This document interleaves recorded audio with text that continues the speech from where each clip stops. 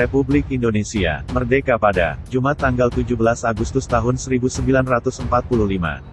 Indonesia merdeka, dengan dibacanya proklamasi, oleh Insinyur Soekarni dan Dr. Andes Muhammad Hatta, sebagai pendampingnya, yang bertempat di Jalan Pegangsaan, Timur No. 56 di Jakarta Pusat, pada tanggal 6 Agustus tahun 1945, sebuah bom atom meledak di kota Hiroshima, Jepang, yang pada saat itu sedang menjajah Negara Kesatuan Republik Indonesia, dan terbentuklah BPUPKI, Badan Penyelidik Usaha Persiapan Kemerdekaan Indonesia, atau dalam bahasa Jepang Dokuritsu Shiunbitsu Sakai, yang didirikan oleh pemerintah Jepang pada tanggal 29 April tahun 1945, yang beranggotakan 63 orang.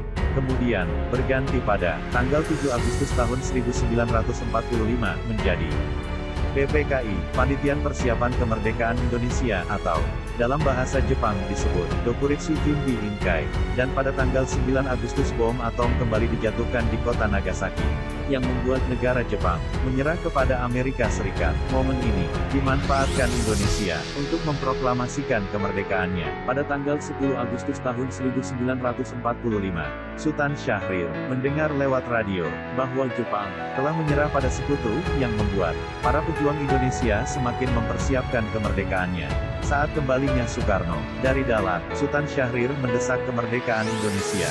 Pada tanggal 15 Agustus tahun 1945, Jepang benar-benar menyerah pada sekutu. Pada dini hari tanggal 16 Agustus tahun 1945, para pemuda membawa Soekarno beserta istri dan anaknya dan Hatta dibawa ke Rengas Dengklok dengan tujuan agar Soekarno dan Hatta tidak terpengaruh oleh Jepang. Di Jakarta, Ikana dan Mer. Ahmad Subarjo menyetujui untuk memproklamasikan kemerdekaan Indonesia, maka diutuslah Yusuf Kunto untuk menjemput Soekarno dan keluarga serta Hatta.